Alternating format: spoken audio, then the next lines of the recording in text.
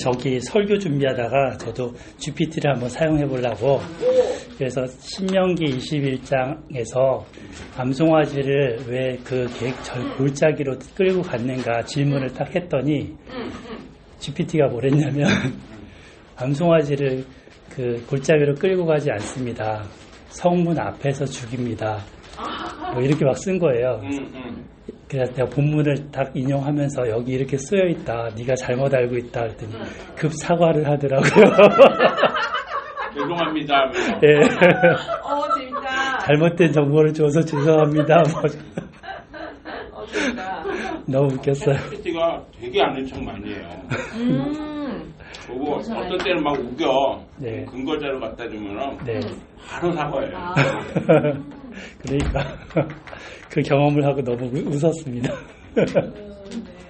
3 더하기 7은 얼마야? 그러면 10이라고 그러면은 우리 마누라 말로는 7이라고 그러던데 그러니까 10이 맞습니다. 그래서 우리 마누라 말은 항상 맞다. 그러면 바로 사과하고 잘 몰라서 그랬다. 그래도 하여튼 정보들을 잘 정리하고 아주 좋은 비서를 하나 만든 그래서 나온 지 몇 개월밖에 안 되는데 이러면 진짜 시간이 지나면 어떻게 될까?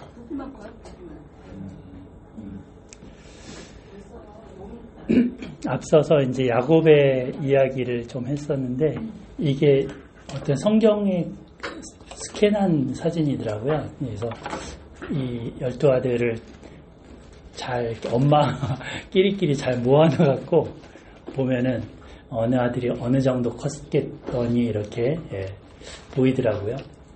요셉 같은 경우는 저기 둘째 부인 라헬이 안고 있는 상태고 뱃속에 이제 베냐민이 있겠죠. 네. 그리고 르우벤, 시므온 저 아이들은 저 정도 컸고 그리고 딸 디나도 굉장히 어리죠. 스불론. 그러니까 어린아이들 자라가는 이 당시 얼마나 복작복작했겠어요.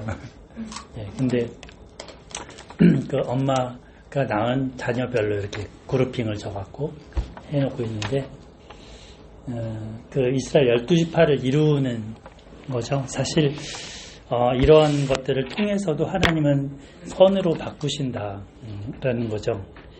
하나님께서 아브라함에게 약속하셨던 그 하늘의 별처럼 자손을 주겠다는 약속을 12지파를 통해서 이뤄가시는 그런 거를 보여줍니다. 장자의 상속권 부분인데 그 야곱이 이제 낳은 12아들 가운데 이제 그 장자가 누구냐 하면은 사실은 르우벤이 장자이죠. 두 몫이 가야 되는 게 맞죠. 근데 장자 르우벤에게 안 가고 그 다음 서열은 이제 시므온 레위이기 때문에 그들에게 가는 게 맞는데 이들은 또 자기 이제 그 오누이 중에 디나가 이렇게 있었던 그 사건 때문에 폭력을 막 행해서 이제 그 사건으로 인해서 또 그 장자의 어떤 그 서열 순위에서 떨어집니다. 그러다 보니까 네 번째 유다에게 가는 거죠. 유다 같은 경우는 그냥 서열로 내려갔다기보다는 그 창세기를 읽어보면 다 아시지만 그 아버지의 마음을 이해하고 알게 된 자녀 중에 한 명이에요. 유다가 가나안 여자랑 결혼했다가 부인이 죽고 또 아들 셋을 낳았는데 그 두 아들이 또 죽고 마지막 셋째가 며느리 다말하고 이제 결혼을 해야 되지만 어려워서 안 주었잖아요. 근데 그게 기간이 늘어나면서 다말이 시아버지하고 결혼하게 되고 결혼이 아니라 그 변장에서 그런 과정 속에서 아버지 야곱이 라헬을 일찍 잃고 또 자식들을 이렇게 잃는 거를 이해하게 되는 거죠. 그래서 나중에 요셉 앞에 갔을 때 아버지를 변호하고 또 베냐민을 이렇게 챙기는 그런 모습이 정말 장자의 모습을 보여줍니다. 근데 이제 여전히 야곱은 요셉에게 마음이 가 있었기 때문에 요셉에게 장자의 두 몫을 생각하셨고 하였고 그 두 아들 에브라임과 므낫세를 자기 아들 삼겠다 하시면서 이렇게 그 두 몫이 결국은 에브라임과 므낫세에게 갑니다. 이것이 이제 나중에는 이스라엘 역사에 굉장히 큰 줄기로 작용을 하죠. 남유다와 북이스라엘 할 때 북지파, 북이스라엘은 사실은 에브라임 지파로 대표가 되고 남유다는 유다 지파로 대표가 돼서 일종의 장자권 싸움처럼 돼버리는 거예요. 역사가. 그래서 에브라임은 이제 자기가 장자다. 자기가 장자다 이렇게 나오는 거고 유다는 내가 장자다 이렇게 나오는 거죠. 그 사사기 때도 이런 갈등이 굉장히 많이 나와요. 그래서 그 사이에 베냐민이 지파가 나중에 그 지파 정착할 때 몫을 나눌 때 가운데 있게 돼요. 그러니까 어찌 보면 베냐민 같은 경우는 요셉, 에브라임, 므낫세 같은 계열이기 때문에 친하죠. 근데 또 이제 유다 지파하고 경계가 있으면서 약간 유다하고도 친한 거예요, 이렇게. 그래서 버퍼 역할을 해요. 완충지대 역할을, 베냐민이. 남쪽은 유다, 여긴 베냐민, 위쪽은 에브라임. 이렇게.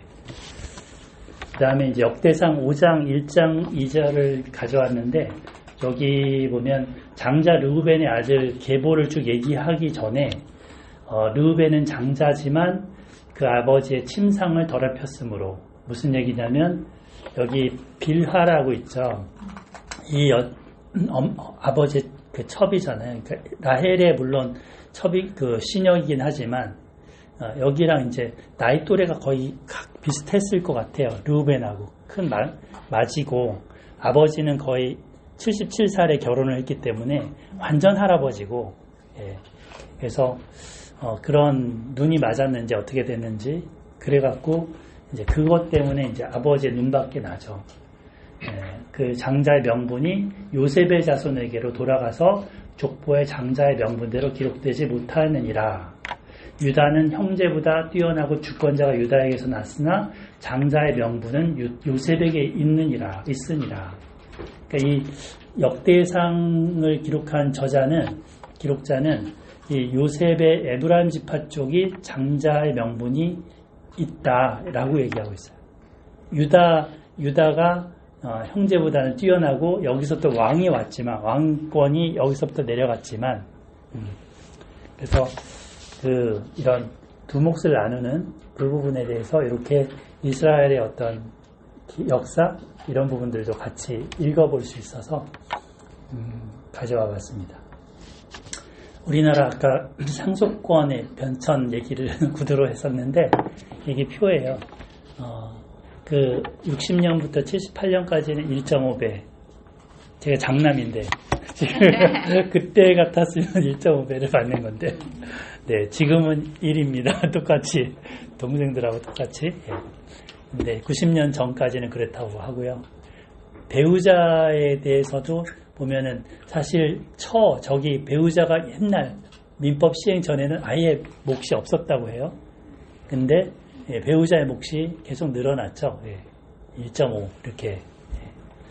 그리고 그 결혼을 출가한 장녀 같은 경우는 옛날에 없었는데 0.25 이렇게 되다가 1로 된 거고. 왜 한나 사모님 같은 거 1을 차녀 같은 경우도 이렇게 되고. 그리고 이제 상속에 대해서 뭔가 살아있을 때 또 상속을 하게 되면 그거에 대한 상속에 대한 세금이 또 따르게 되죠. 근데 이게 1억 원 이하, 1억 원부터 얼마 뭐 이렇게 각 비율이 또 점점 달라지더라고요. 상속권에 대해서 잘 몰랐는데 이번에 5억이 베이스 아니에요? 1억 미만이 10%고요. 그 이상이 되면서 20% 되고 30% 되고 50%까지 올라가더라고요. 30억 이상이면. 네. 그래서 지금은 조금씩 뭐 통장 만들어서 주기도 하고 이러죠. 그 다음에 이제 나무에 달린 자 얘기를 했었는데 다음 우리 성경이 여호수아서에 이 얘기가 바로 나옵니다. 그래서 아이 왕을 이제 장대에 달아서 죽였는데 그 해가 질 무렵에 내려서 장사 지냈다라고 여호수아가 그렇게 했다라고 나와요. 그러니까 이 모세 신명기 말씀대로 그대로 행한 거죠. 아이 왕이라는 게 애가 아니고 아이 지역. 아이 지역. 네. 아이라는 지역에 그렇죠. 왕. 해명을 해줘. 저도 지금도 어려워요. 그저 애같이 보이잖아요. 아이 왕, 그죠? 애가 그러니까요. 어린이 왕. 그리고 또 이제 남방왕 5왕이 이제 기브온 족속이 가짜로 투항을 하면서 얘네들이 그 이스라엘 편에 들어가게 되니까 그것 때문에 이제 기브온을 쳤죠. 치니까 기브온이 이 여호수아한테 일렀고 여호수아가 이제 대신 싸워주는데 그때 동맹 맺은 왕들이 5왕이에요. 이 예루살렘 왕부터 해서 이렇게 근방이 5왕이 동맹을 맺어 싸우는데 그때 막 그 싸우려고 막 하는데 해가 뉘역뉘역 지는 거죠. 이때 여호수아가 하늘에 달아 저 산 위에 태양아 저 산 위에 아엘람 골짜기에 뭐 머물러라 하면서 외쳤어요. 이게 사람이 할 말이 아니죠, 사실. 예? 태양아 머무르라, 달아 머무르라 이게 사실 사람이 할 말이 아닌데 정말 이 전쟁을 꼭 이겨야 되겠다. 지금 이 밤에 지나가서 끝낼 수도 없다. 이런 뭔가 마음이 있었던 것 같아요. 근데 그 말을 그대로 또 이루어졌다고 해요. 예. 이게 신비 중에 하나죠. 예. 신비 중에 하나인데 성경은 이렇게 기록을 해놓고 있고 하여튼 이때 막 하늘에서 우박이 내려갔고 칼과 창에 죽은 사람보다 이 우박에 맞아서 죽은 사람이 더 많았다 합니다. 그리고 나서는 이제 막 전쟁에 막 승패가 갈리니까 5명의 왕들이 어느 동굴 속으로 숨어 들어갔어요.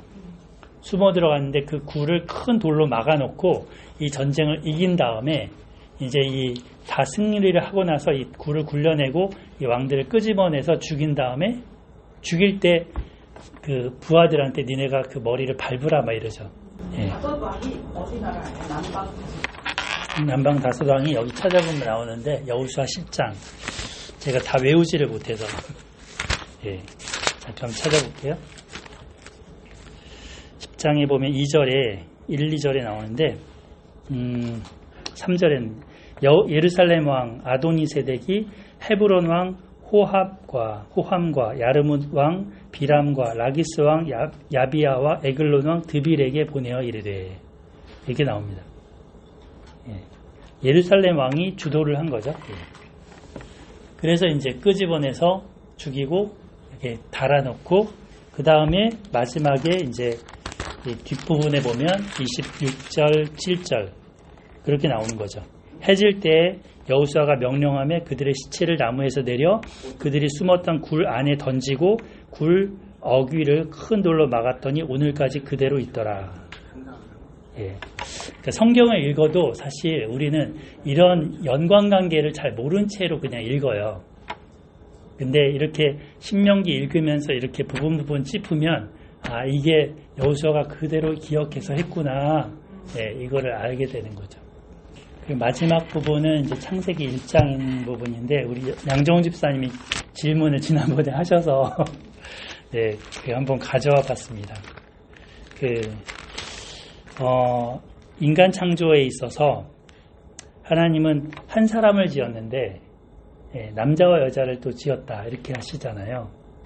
그래서 그 부분에 대해서 1장, 2장은 어떻게 얘기하고 있는가. 여기에 일단 하나님이 우리 형상, 우리의 모양대로 사람을 만들자 이렇게 하면서 작정하시고 27절 하나님이 자기 형상, 곧 하나님의 형상대로 사람을 창조하셨다. 그 다음에 부연해서 남자와 여자를 창조하셨다. 이렇게 나오죠. 여기 사람이라는 말이 이제 아담이라는 히브리어로 돼 있죠. 아담. 그래서 하나님이 사람이면서 아담, 그 사람을 창조하셨고, 그 다음에 2장에 보면 이제 그 아담에서 갈빗대를 꺼내서 이제 여자를 만드시는 게 나오지만 여기서는 남자와 여자 이렇게 기술만 하고 있죠. 근데 하나님의 형상이 뭘까? 이 부분을 이제 이번 주에 좀 성경 공부를 나누다가 어떤 목사님이 요 뒷부분, 남자와 여자를 창조하신 부분, 요 부분이 하나님 형상이 아닐까? 뭐냐 얘기냐면 관계적인 측면. 남자와 여자, 인간의 관계. 사람이라는 거는 사람 인자를 우리도 한자를 쓰잖아요. 이렇게 혼자 설 수 없잖아요. 이렇게 기대어서 서 있잖아요. 그래서 하나님의 형상은 어떤 그 서양 학자들이 뭐 거룩함이다, 뭐 여러 가지 얘기를 하잖아요. 뭐 내면, 인간의 내면, 뭐 이런 것들. 근데 그런 것보다도 이런 남자와 여자의 어떤 인간 관계로서 하나님도 우리랑 관계를 맺고 싶고 성삼위 하나님도 서로 사랑하면서 하나 되시고 이러잖아요. 그 모습을 인간 안에 두셨다라고 해석을 해보자 하셨어요. 되게 공감이 갔습니다. 어려워요? 네. 아니, 하나님 형상 그러면은 뭐냐? 뭐 코와 하나님도 코가 달리고 귀가 달리고 뭐 입이 달려갖고 우리에게 이거 똑같이 준 거냐 이렇게 생각하는 사람도 있거든요. 신인 동형설 해갖고 근데 그런 것도 아닌 것 같고. 근데 이렇게 인간관계, 사람의 관계, 서로 사랑의 관계, 지금 계명에도 계속 관계적인 측면 이런 걸 말씀하시니까 그 부분을 이렇게 한번 생각해 보면 좋겠다 싶어서 말씀을 나누고자 했고요. 뒷부분은 이제 먹을 거를 주시는데 29절에 보면 채소와 모든 열매 맺는 모든 나무 이게 먹을 거리라는 거죠. 근데 동물들은 푸른 풀을 먹을 거리로 준다고 하셨어요.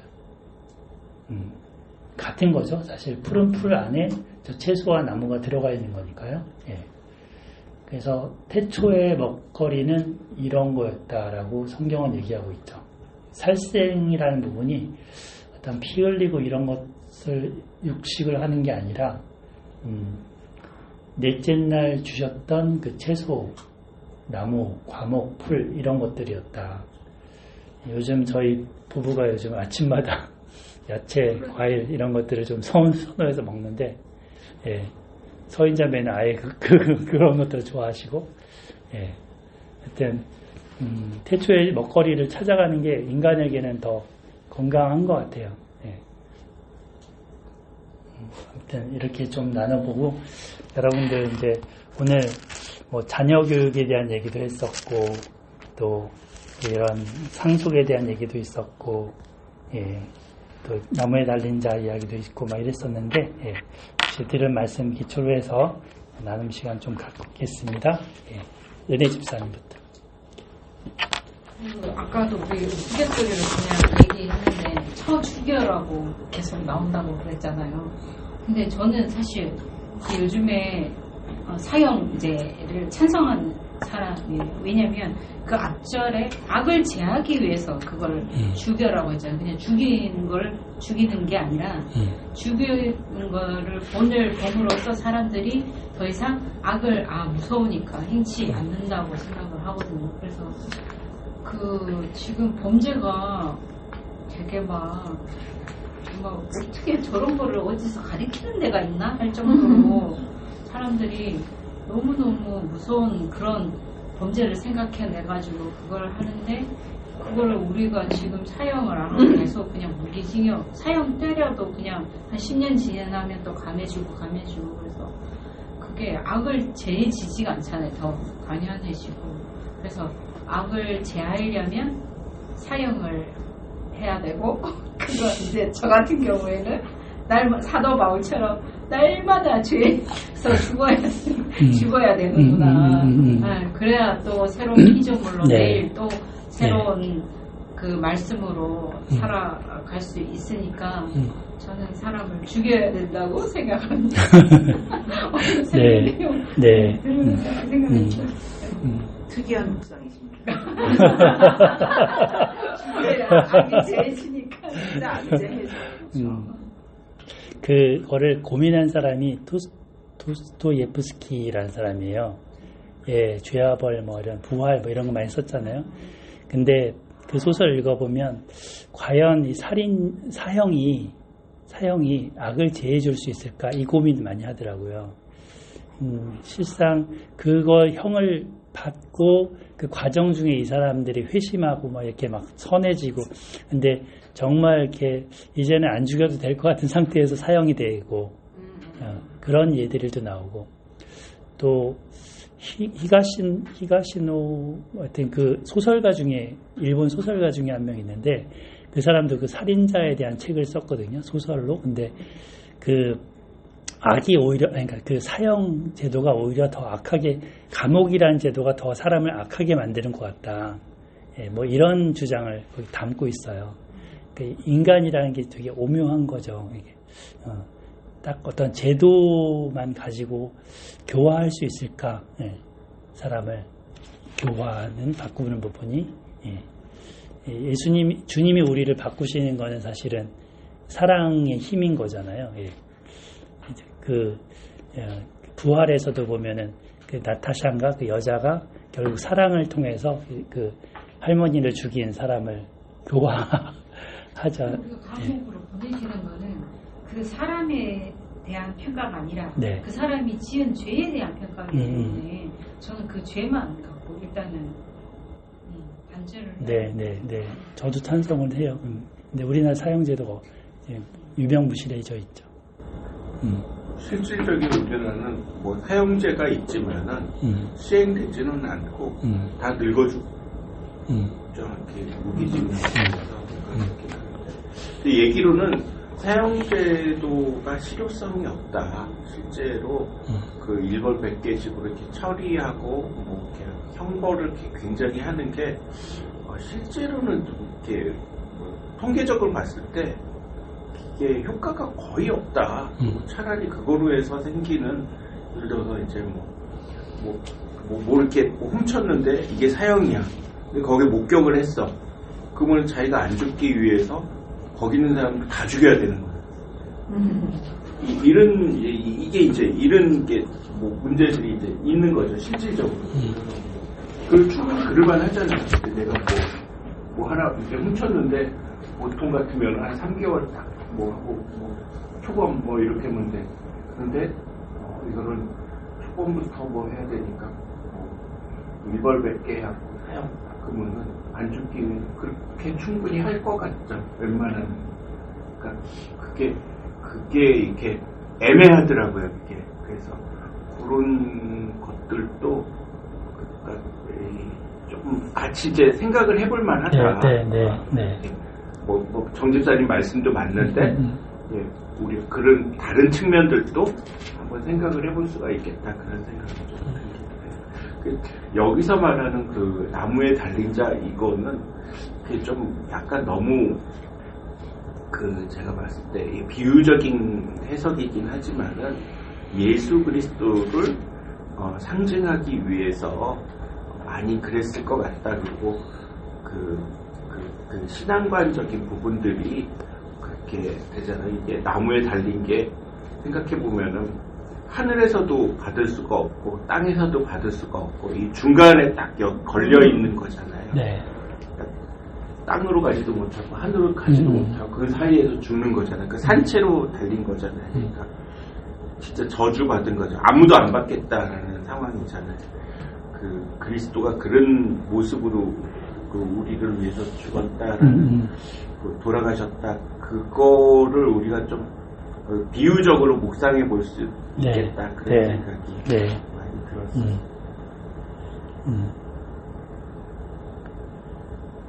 성경에서 되게 보면은 막 죽이고 막 이런 것들이